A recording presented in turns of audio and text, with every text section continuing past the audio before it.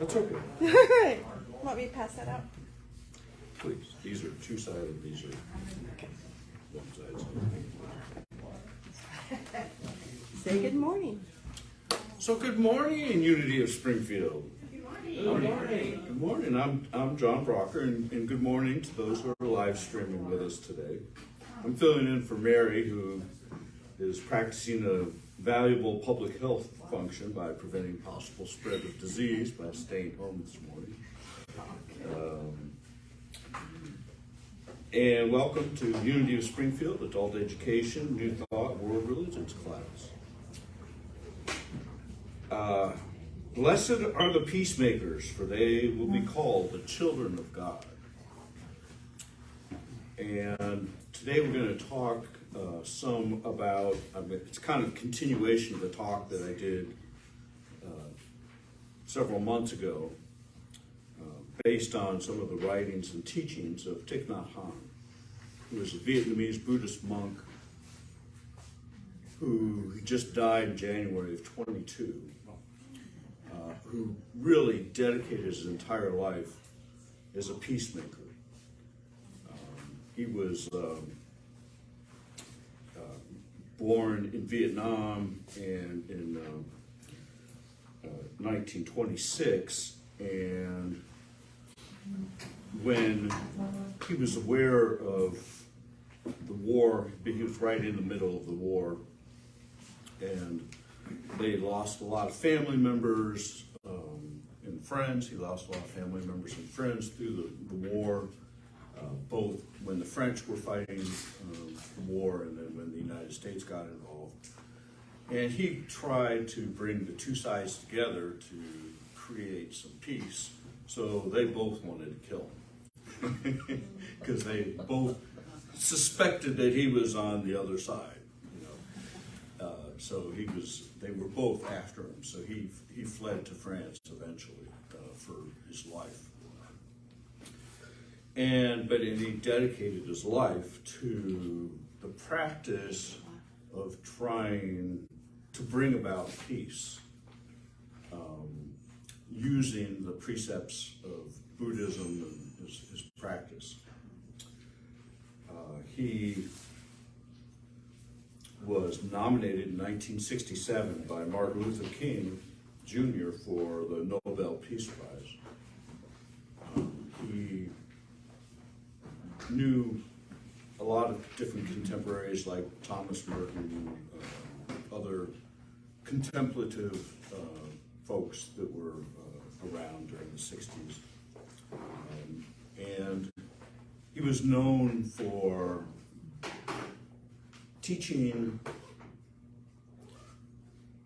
self-compassion as a key component in the peace, and he was just one of these smiling, kind people that just come around every once in a long while. So I have several books that I've used for this talk. Originally, The Miracle of Mindfulness, The Blooming of a Lotus, Guided Meditations for Achieving the Miracle of Mindfulness, Being Peace, Happiness, and Thich Nhat Hanh at Home in the World, Stories and Essential Teachings from a Monk's Life. So I'm going to quickly review what we went over the last time, just to kind of get, so we kind of have a common ground. So if you would, go ahead and relax, find a comfortable posture.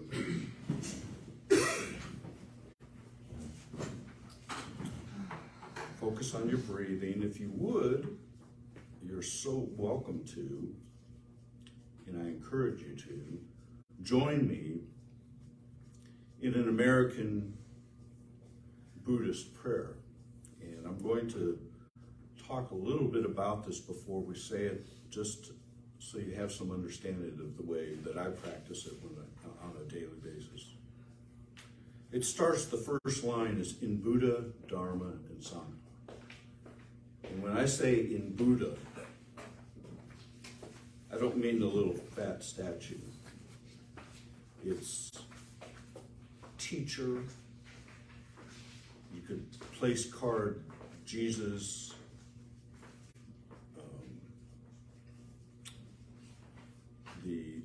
Any teacher that you value, Abraham Hicks, just whatever it is that you're currently drawing on to listen to, that's was a human, is a human, or was a human. Dharma, which is a way of, it's the content of what it is that we're learning and when on our spiritual path. In Sangha, that's our peeps, the people who we find ourselves gravitated to become a part of something bigger in a spiritual sense. So whatever group it is, it can be a small group, a spirit group, the entire church, however we want to define it, but it's however we define our group that we feel ourselves identified and supported by in our spiritual journey.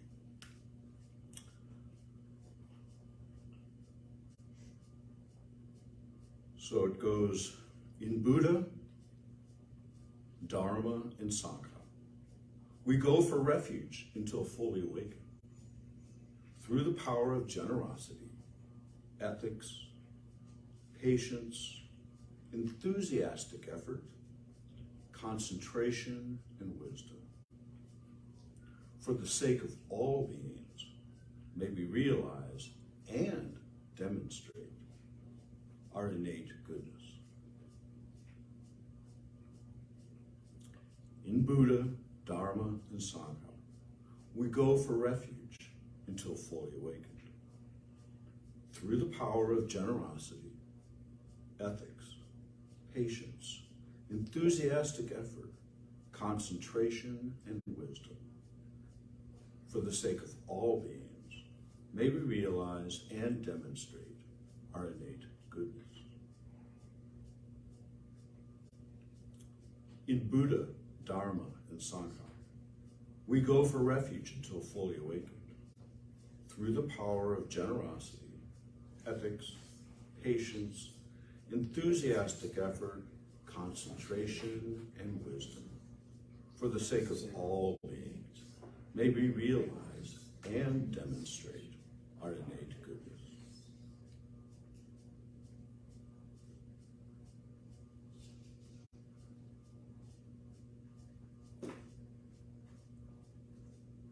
Lama Chenu.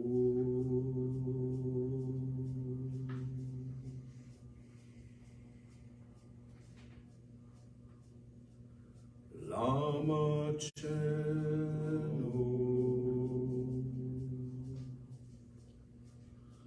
Lama Chenu.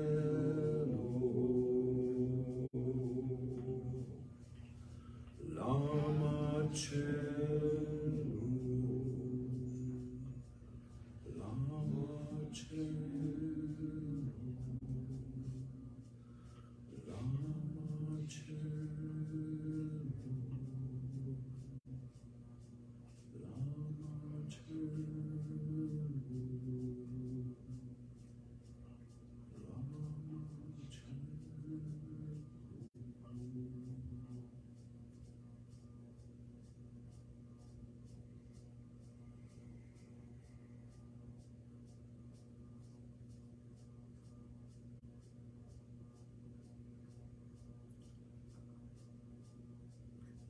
Gate, gate,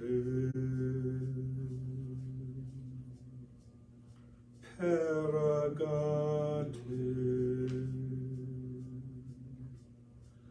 peragate. Samgate Bodhisattva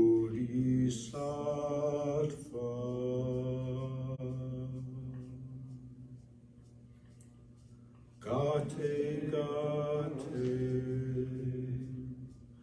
Paragate Parasamgate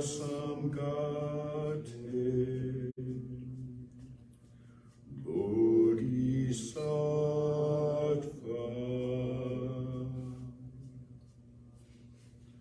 Gate Paragate Parasamgate Bodhisattva.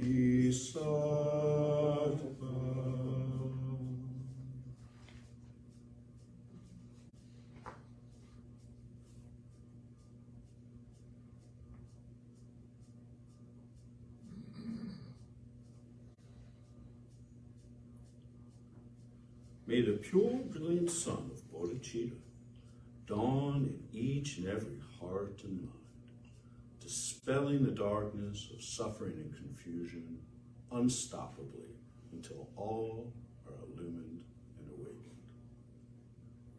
May the pure, brilliant sun of bodhicitta dawn in each and every heart and mind, dispelling the darkness of suffering and confusion unstoppably until all are illumined and awakened. May the pure, brilliant sun of bodhicitta dawn in each and every heart and mind, dispelling the darkness of suffering and confusion unstoppably until all are illumined and awakened.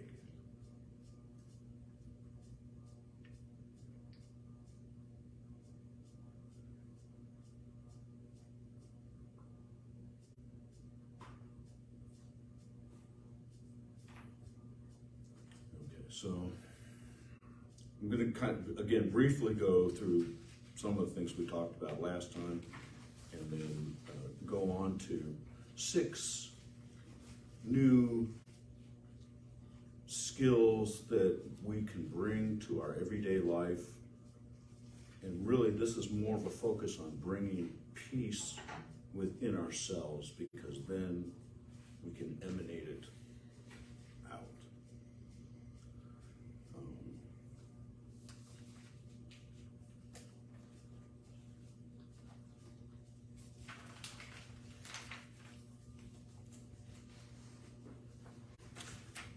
So, because of his focus so much on war in Vietnam, so he was really trying to get people together to bring about peaceful, and largely was not able to do that. And Wendy and I were talking beforehand about how when people aren't ready to hear a message, it's very difficult for them to hear it. They have to be almost on the precipice, just on the verge of already knowing or already being aware of what it is we're trying to communicate before people are able to really absorb the information and be able to use it. Otherwise, if they're not ready, it's just not going to happen. And so just being peace and not being in conflict with other people allows them to become closer in the proximity, get into our circle, into our proximity, which allows for more of that communication to start to occur, little steps. So his quote is, "If we are peaceful, we are happy, we can blossom like a flower, and everyone in our family and eventually in our entire society will benefit from our peace." He does the breathing out, I call my body, breathing in, I call my body, breathing out, I smile. Dwelling in the present moment, I know this is a wonderful moment. the three gems we just talked about out of the prayer, the Buddha, Dharma, and Sangha. The feeling, then he goes on, the aggregates are the components of, Buddha and Buddhism describes the components of a person, which includes consciousness, our feelings, our thoughts, our senses, and interbeing. And interbeing is the concept that already existed in Buddhism, but that Thich Nhat Hanh really focused on, and which is, of course, the unity, the fact that we're all interconnected. Which in unity we take that for granted. That's one of our core teachings, is how the interconnectedness of all existence.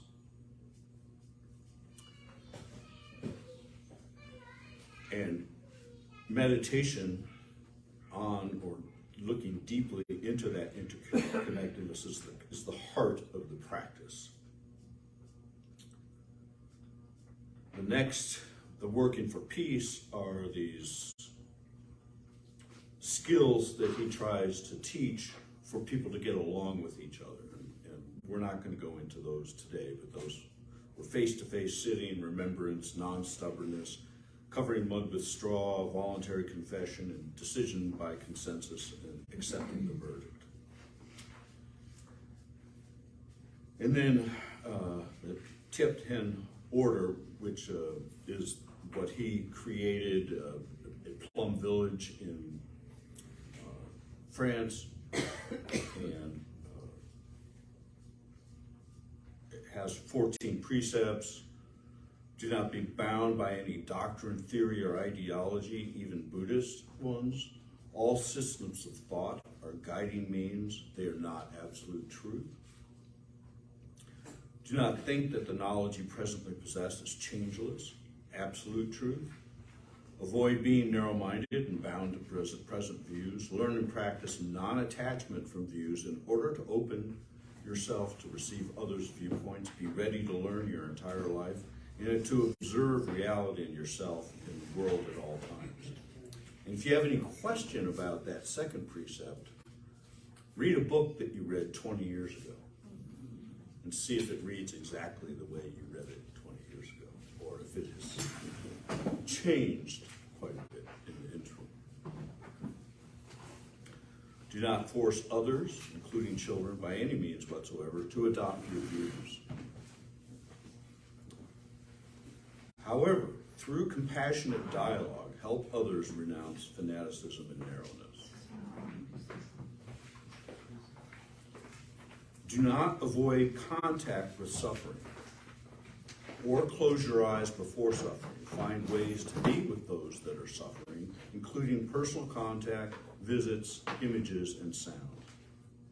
Awaken. Do not accumulate wealth while millions are hungry. Do not take as the aim of your life fame, profit, wealth, or sensual pleasure. Live life simply and share the time, energy, and material resources with those who are in need. Do not maintain anger or hatred. As soon as it arises, practice the meditation on compassion. Do not lose yourself in dispersion and in your surroundings. Learn to practice breathing for composure of your body and mindfulness to develop concentration and understanding. And of course, we're not in a constant state of meditation, and yet we can practice our life in a way that is constantly reminding ourselves that we are in the present moment, that we can be in awe at every little thing.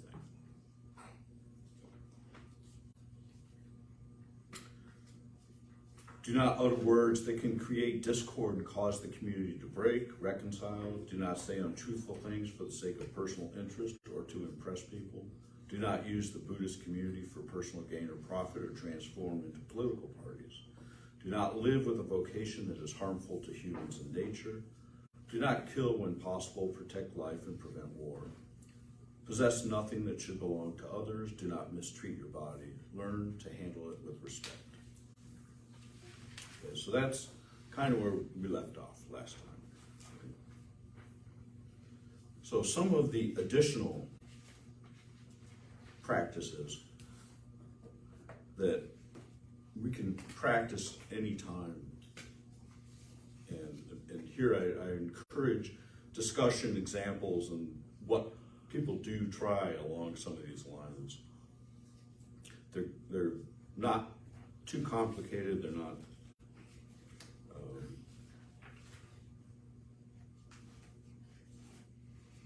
too outrageous. I think you'll recognize some of these things, some that we do, some that we go, I should do that, but haven't quite got around to it yet. So the first one is around eating practices. And he calls this the 5 contemplations around food.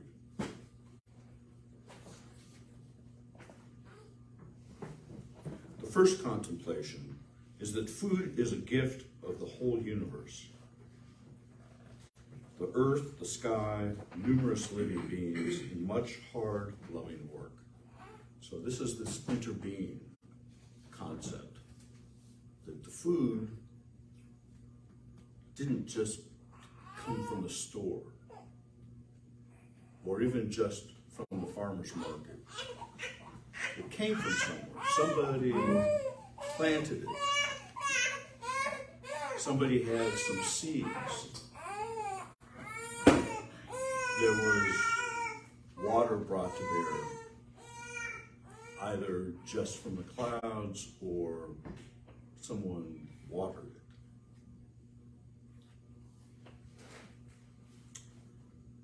The second contemplation is, may we eat with mindfulness and gratitude so as to be worthy to receive this food. And I don't know, most of us were brought up with giving thanks for a meal prior to the meal. That's one way of doing it. Thanking the food itself for being present to you. If you happen to be eating meat, think of the sacrifice that the animal or the chicken made to let you have eggs for breakfast, or even the plants, to just acknowledge that that you're eating them as a sacrifice to. And yes. Also, smelling. Can someone get a microphone? Just a couple things I was thinking of too. Smelling your food. Almost every food has a smell, and just embracing that individual unique smell, or to smell something that has multiple things in it, and just appreciate that. And also chewing the food and actually feeling it on your taste buds, and all the complexity of that individual item or something somebody cooked for you and put together, just embracing that passion or the heart that they grew from or was made from. Part of mindfulness. Yes. I was at a Korean Taoist retreat one time, and we were just silent during the meals, so you could hear your own chewing, and became really sensitive to the senses that you were referring to in food, the smells, the textures.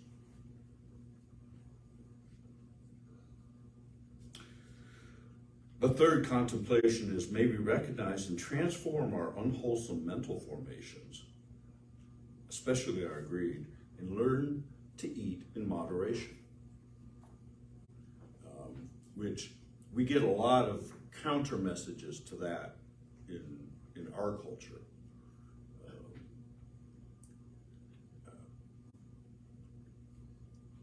people are less, or people, I see all the time, more and more, I see people getting the little box or bag to take leftovers with them home instead of trying to eat the entire serving that gets served to us, because often we're served double, triple servings that is just a part of commercial expectation of if we're going out to eat or we're going to purchase something from a restaurant, they're going to supersize it and all that stuff. So the fourth contemplation, may we keep our compassion alive by eating in such a way that we reduce the suffering of living beings, preserve our planet, and reverse the process of global warming. In the fifth contemplation, we accept this food in order to nurture our brotherhood and sisterhood, build our community, and nourish our ideal of serving all living beings.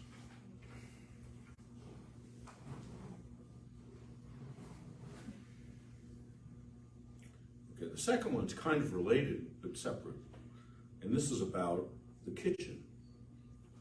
So, I find the kitchen to be, one of my favorite rooms in a house.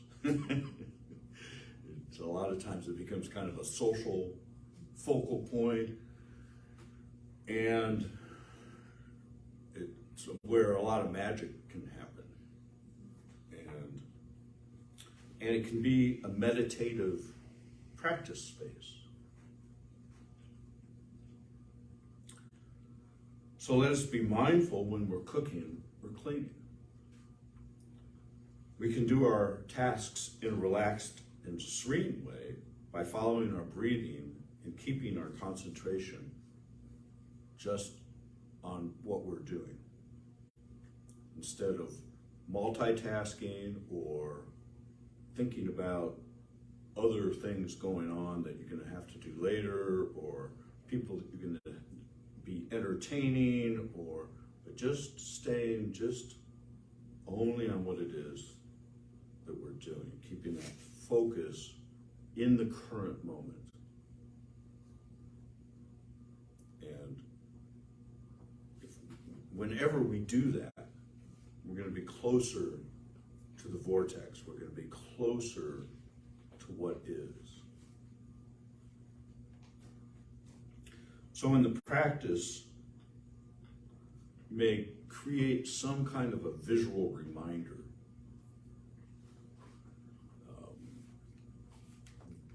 to just stay in the moment. It could be a vase, a stone, a picture, an altar, if you will, something that just is a reminder to stay, yes. So I guess because of the practices that I'm doing now and the spiritual journey that I go on, I have to say that's Abraham Hicks is the main one. So part of what I'm doing is exercises. Schwartz diets don't work. Okay, to be shifting it, and so as I'm listening to this, one of the huge challenges with food and diet and all of those issues in this world is we have made this demigod of food, and we've given it so much of our attention and given it we've assigned it so much power. So as I'm listening to you, I'm feeling, oh my God, I need to give it more power. I'm trying to understand at what you're talking about there. It would seem to me the food is not our source of good, and does it make sense what I'm saying? Yeah, how to address that issue? So I hear what you're saying, but it's something that we're going to do daily, because like we need to breathe, we need to drink water, we need to nourish ourselves. So to prepare food or to be, access food is going to be a daily practice. So it's an opportunity to practice being aware, being current, being present. It's not about that you're eating this food or you're eating that food. It's about just being present in the practice of Okay. doing what you're doing.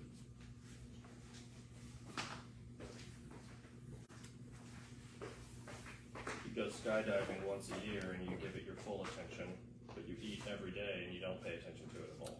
Exactly. So, go ahead.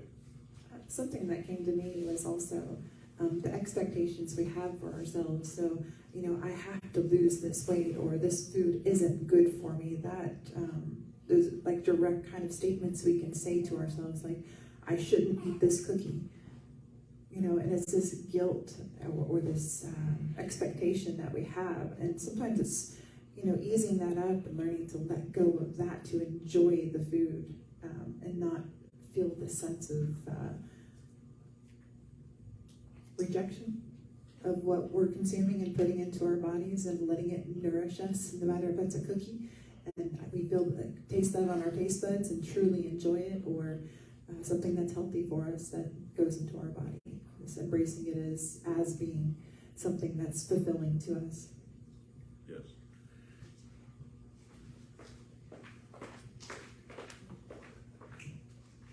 I just got back from a women's retreat, and we did a lot of work with food specifically, just because it is such an unhealthy relationship for. Oh, is this better? It's closer. There you go. So at this women's retreat, we did a lot of work with food specifically and the presence and mindfulness of it. And they were talking about how there have been clinical studies of when we shame ourselves, like I shouldn't be eating this and I can't believe I'm doing this again, our body doesn't digest it near as well as the group who practiced gratitude before what they ate. And it was really interesting because we ate a very healthy, like nourishing meal, but we ate it slower and with presence and gratitude. So we ended up eating less of it because your body is eating it slower and able to realize it's full.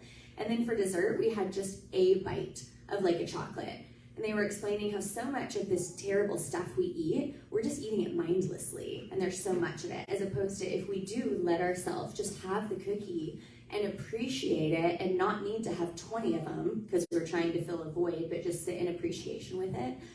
But it was just really interesting how it's all coinciding. So it's interesting because it's like you focus on it with just a little bit more intention and kind of in a different way.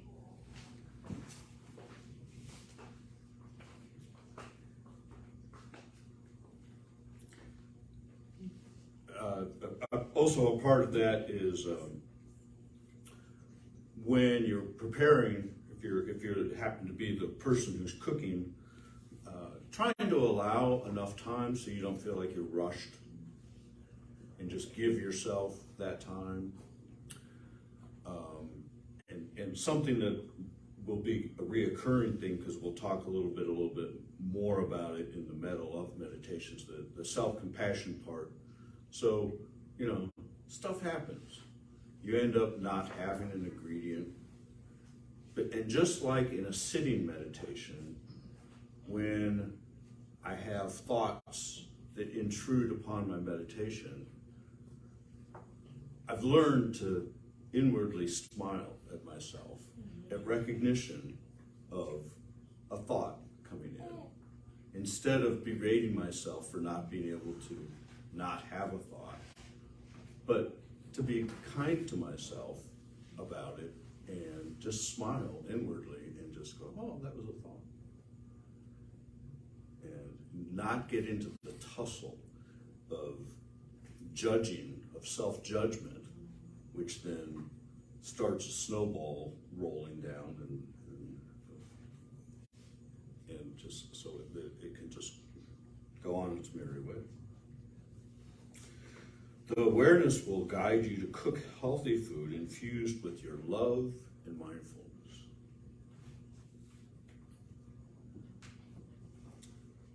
When you're cleaning the kitchen or washing dishes, do it as if you're cleaning the altar in a meditation hall or washing the baby Buddha. Washing in this way, you can feel joy and peace and radiate within and around you.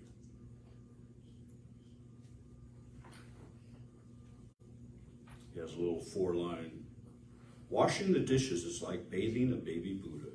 The profane is the sacred. Everyday mind is Buddha's mind.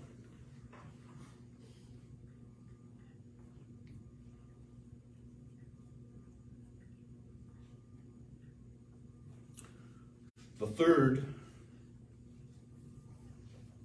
practice that I wanted to share today is hugging meditation. We're kind of a hugging church around here sometimes.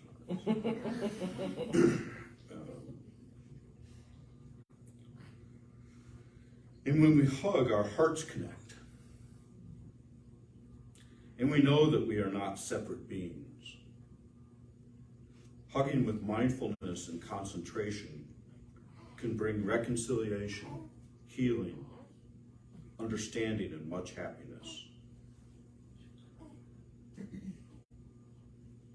The practice of mindful hugging has helped many to reconcile with each other. Fathers and sons, mothers and daughters, friends and friends, and so many others.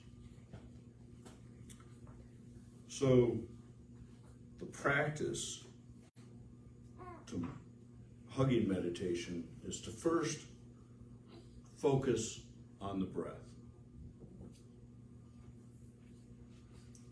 And then the one that he teaches is to take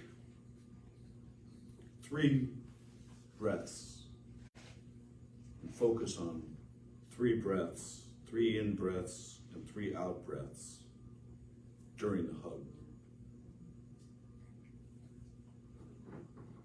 Big hug.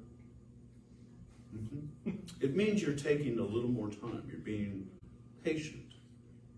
And there's also some research that says that a typical hug lasts less than 3 seconds. And that when a little more time is taken, that feel-good brain chemistry cascades.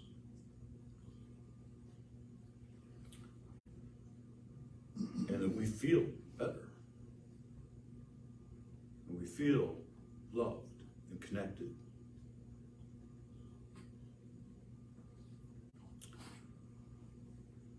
With the first breath, you are aware that you are present in this very moment, and you are happy. With the second breath, you are aware that the other is present in this moment, and that they are happy as well. With the third breath, you are aware that you are here together right now on this earth, and you feel deep gratitude and happiness for your togetherness. You then may release the other person and bow or look into the other person's eyes to show your thanks.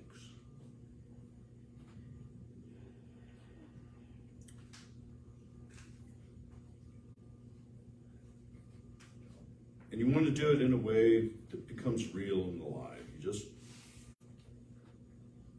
It can be a deep practice of reconciliation, and it's a simple practice that we can all do. One of the things, and I've had some people in my life, particularly a brother of choice, who we have hugged like that. And I think one of the things why people don't do that is at first, when that person comes into your space, that it takes more than 3 seconds for you to get over your discomfort of someone being that close. Mm-hmm. But once, if you can just ride through that initial discomfort, and then you make the connection. And before I learned that, never did you make a connection. It was just kind of like, get out of my space. And then I learned the other day, someone in Ben's group shared with me that if you put your head to the right of the other person's head, then your hearts are in direct proximity with each other. And the electromagnetic part of the heart mind then is having more overlap and may lead to the effectiveness of the HUD, which I had never thought of.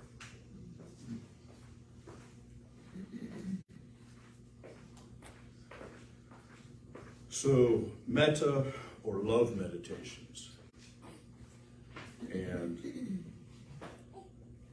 which is about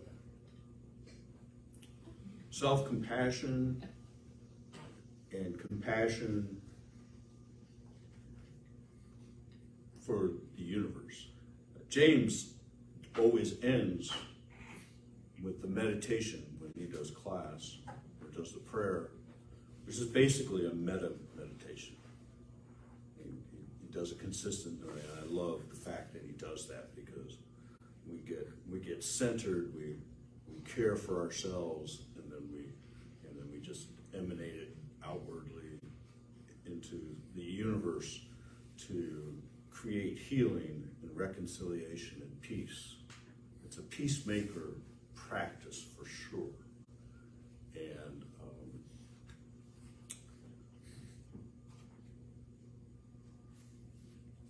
so metta means loving kindness. And the way Te or Thich Nhat Hanh teaches, he starts it with may I be. So may I be love. May I love all beings. May I be able to look deeply into whatever it is that I'm focusing on. May I understand. Te also equates love with understanding. That without understanding, without a sense of deep understanding of our connectedness, our already connectedness to whatever it is that we're expressing love to, whether it's ourself, which seems kind of self-evident that we're connected to ourself, but then also as we go on farther outside of ourselves, we're still not disconnected. There are oxygen molecules that we breathe in that probably got exhaled by Genghis Khan, 20, however many years ago. And but it's such a random occurrence that we're not under control of. We're just not in that awareness. We don't look deeply into that.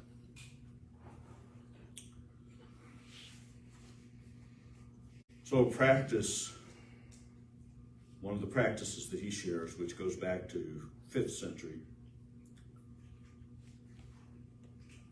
May I be peaceful, happy, and light in body and spirit. May I be safe and free from injury. May I be free from anger, affliction, fear, and anxiety.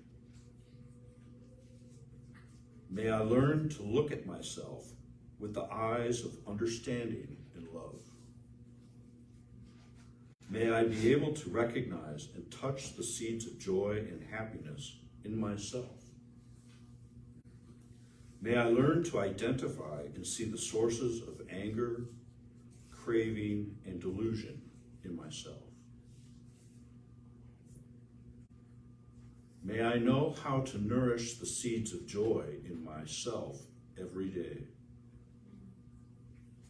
May I be able to live fresh, solid, and free. May I be free from attachment and aversion, but not indifferent.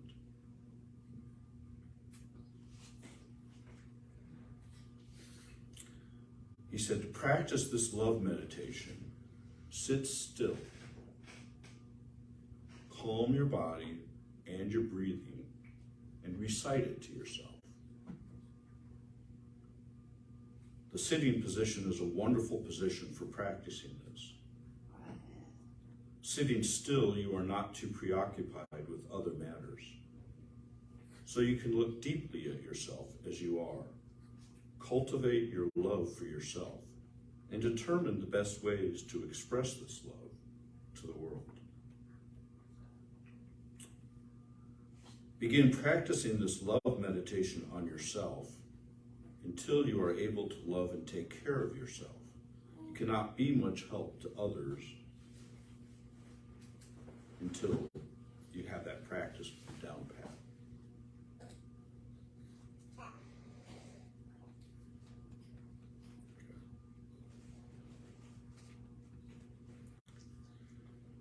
And then he takes you through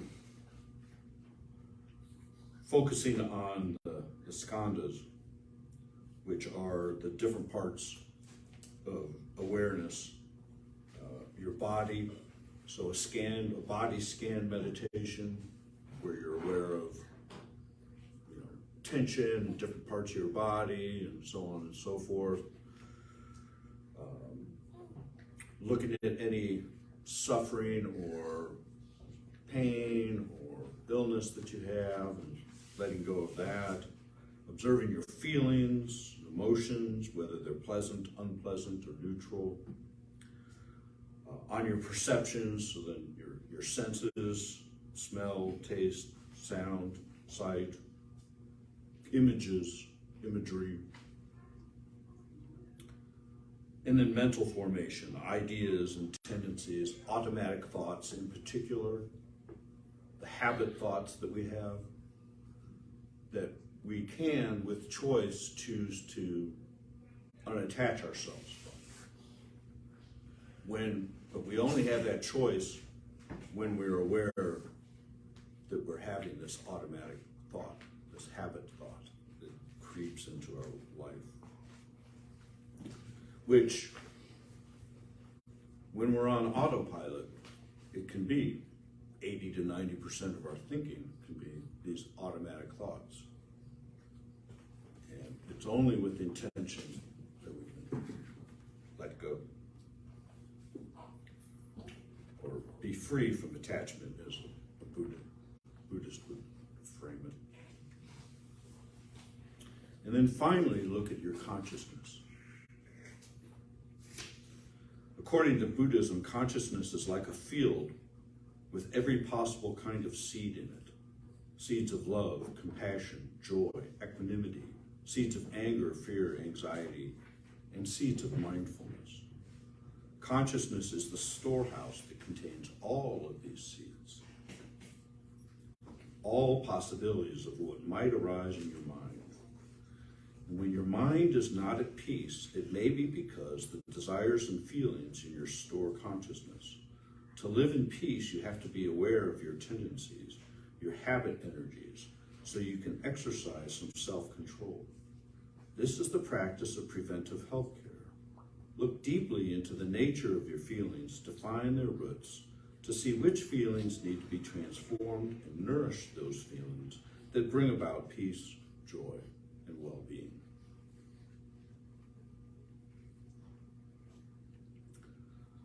So that's a little bit of the love and meta-love meditations, the self-love that really precedes that art and enables our capacity to share that same kind of non-judgmental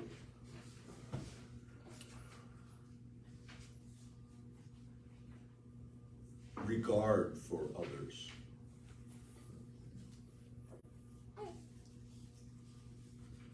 So this next one,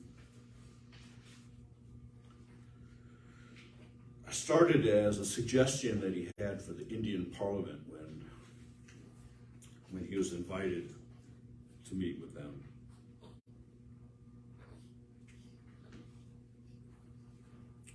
So he said, I suggested that it would be a good idea that they start every legislative session with the practice of mindful breathing. they could do a few lines like, "Dear colleagues, the people who have elected us expect us to communicate with each other using kind, respectful speech and listen deeply to each other before sharing our insights so that the Parliament can make the best decisions for the benefit of the nation and the people." Well, the Indian Parliament's not that much, they were English subjects for years. And if you've ever seen English Parliament, they're yelling at each other, calling each other names, throwing stuff at each other. And the Indian Parliament was even rougher. So then he said,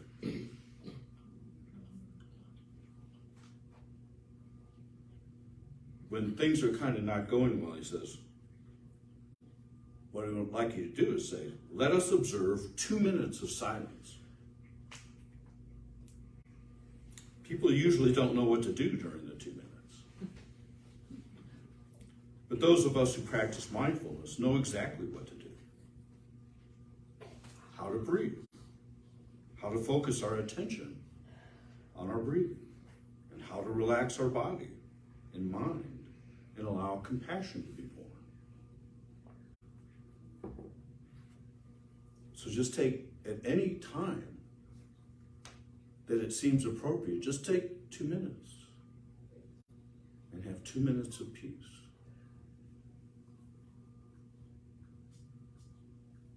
And just listen to your breathing.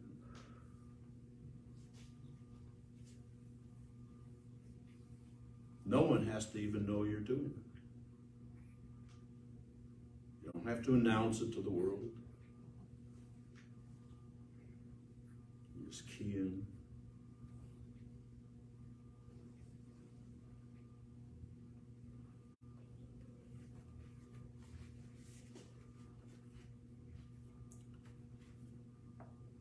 So something that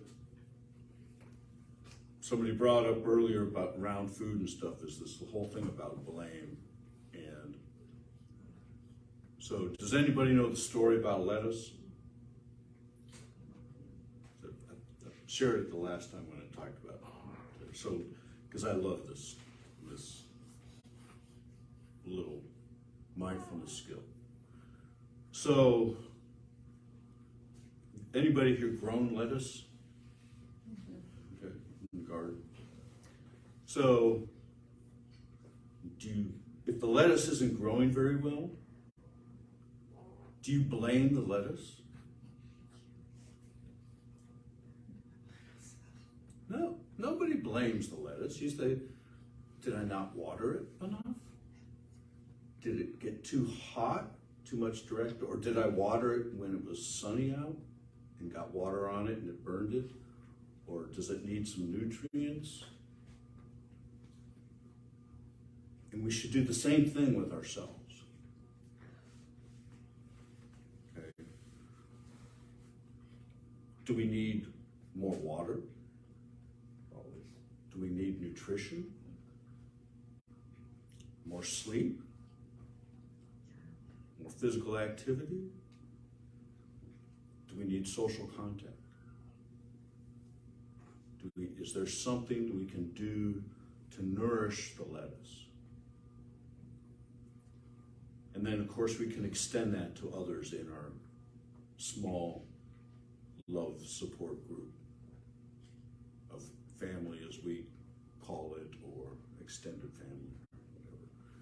And just see each other as little lettuces. And just skip the blame game. If we find ourselves having that urge, just jump into it and see that person, whether it's yourself or the other person. See yourselves as lettuce, and what can we do to encourage nourishment and care? And that's my talk. Time for announcements.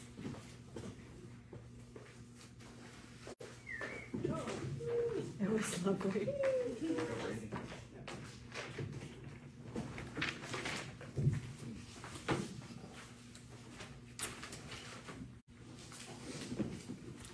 Drum Circle is Thursday, August 3rd at 6:30 p.m. The church has instruments that you can use. Catch your rhythm. Next Sunday at 9:15, the New Thought World Religion Adult Sunday School class with James Masters will be presenting 3 Bible B's. Be angry. The August 6th is our town hall meeting and potluck. The Reverends McClellan small group will be serving cake in honor of the marriage of John Braucher and Jeannie Kimber. In lieu of any gifts, John and Jeannie have asked for recipes for your favorite dishes that you are bringing to the potluck. For the month of August, we will collect, we don't need any more stuff. We're trying to push our 2 households together right now to move in together, and that's a challenge. You know, we need some more stuff. That's how you share love? Yep. For the month of August, we will collect new children's shoes of all sizes for Sammy's Windows. These shoes will be displayed so that the foster children in need can shop and pick the ones out that they like. Don't forget, the sanctuary is open Monday through Friday from 6 a.m. to 8 a.m. for meditation. Save the date, Stephanie Barton will hold the Angels Among Us workshop on Sunday, August 27th at 1:30 p.m. And Daniel Namaud will be here in concert on Saturday, September 30th at 7 p.m. Woo-hoo! And the admission for each event will be, the fee will be $20.